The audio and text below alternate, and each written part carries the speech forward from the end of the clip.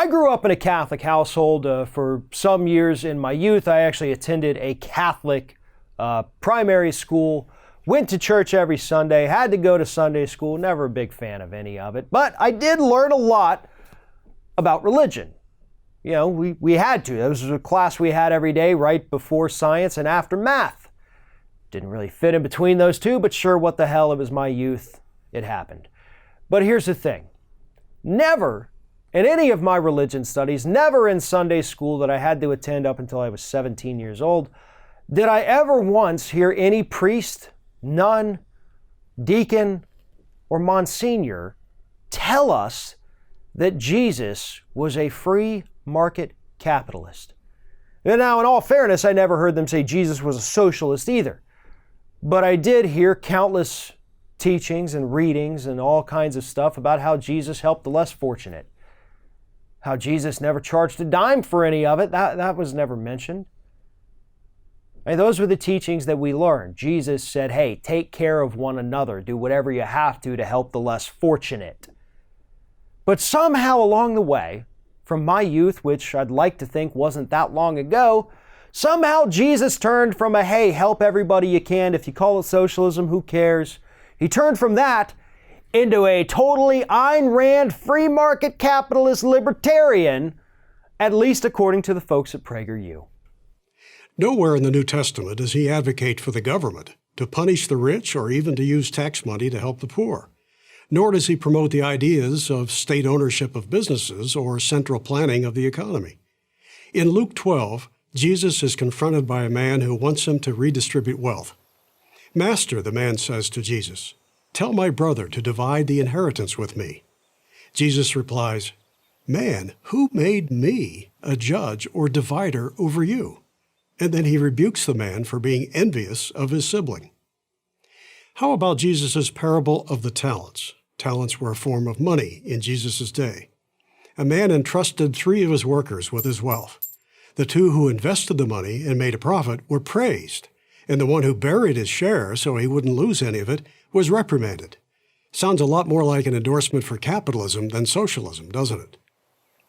Yes, Jesus spoke of the difficulty for a rich man to enter heaven, but not because having money is evil. It's not money, rather it is the love of money, the New Testament tells us, that leads to evil. Jesus was warning us not to put acquisition of money and material possessions above our spiritual and moral lives. Was Jesus promoting a socialist model when he kicked the money changers out of the temple in Jerusalem? Again, the answer is no. Note the location where the incident occurred.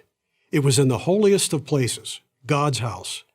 Jesus was not angry at buying and selling in and of themselves. He was angry that these things happened in a house of prayer. He never drove a money changer from a marketplace or from a bank. Jesus advises us to be of generous spirit, to show kindness, to assist the widow and the orphan. But he clearly means this to be our responsibility, not the government's. All right. So obviously we have Lawrence Reed, who is the president of the Libertarian Foundation for Economic Education. Now, based on this video clip that I have seen, Mr. Reed should not be involved in any kind of organization that has the word education in the title. Now, he does, make a couple of points here that we need to talk about. But first and foremost, he had started the video by defining what socialism is, and he referred to it as the concentration of power into the hands of government elites to achieve the following purposes: central planning of the economy and the radical redistribution of wealth. So based on that very narrow definition of socialism, he tries to tell us that Jesus Christ was in fact not a socialist at all. Instead, he just loved capitalism, which technically wasn't even a thing until several centuries after Jesus Christ was alleged to have lived. But sure, Jesus loved this thing from the future that he couldn't have possibly known about. But yeah, sure, why not? You're a libertarian, so nothing has to make sense. I'm pretty sure that's in the tenets of libertarianism. We just say shit and hope it sticks. Jesus, according to Mr. Reed, was mad at people who didn't handle their money correctly. And we saw there in the video. The guy that was poor and he buried his little $1 while the other people who got more than him were able to make a ton of money. And hell yeah, making money is great, but no, not this guy who buried his money because he didn't want to lose it. That's utter insanity. And I know it's difficult to, these aren't even real stories to begin with, but Mr. Reed is sitting there telling us that nope, Jesus didn't like people who save their money. He only liked people who went out there and invested it, and they spent it, and they made more money. What? Again, buddy, look, I grew up with these books. I grew up in the church. I was an altar boy for way too many years. I heard this every week. I understood it every week. I had to go up and give readings every week. What you're saying isn't true. You have somehow taken a Bible that is supposed to only teach people how to be better people. Because let's be honest, whether or not you believe in religion or not, okay? You think it's true or you think it's false. That doesn't matter. The point of the book itself, the point of the teachings of Jesus Christ is just be a good person. Be a good person. That's it. Be a good person. It's not about socialism versus free market. It's about doing what you have to do to help other people. And you know what? I guess, yeah, that would be considered a form of socialism, but actually it wouldn't be the socialism that Mr. Reed defined. It would be more like a democratic socialism, saying that we, as a group, as a country, as a government, whatever it happens to be, have an obligation to take care of the less fortunate and to help raise them up. That's what democratic socialism is about. That's what Jesus Christ himself was about, if you've read the Bible. But Mr. Reed here wants to say, nope, Jesus was a libertarian.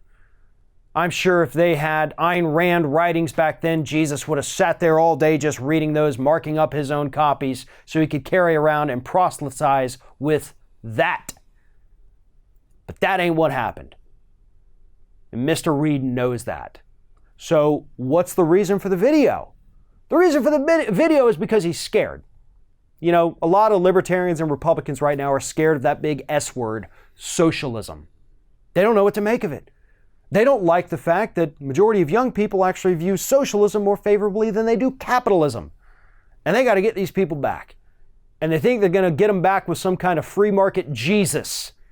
This is also, let's not forget, a generation that is abandoning organized religion. Not necessarily faith, but organized religion in any form. So trying to use free market Jesus to bring them over to your side, probably one of the worst tactics imaginable. But again, dude's a libertarian. That's what you get with these folks. Thanks for watching, everybody. And don't forget, if you like what you see here, like, comment, share, and subscribe to our channel. And now you can also become a member of Ring of Fire and get exclusive early access to certain Ring of Fire videos all throughout the week. Just click on the little join button right below the video.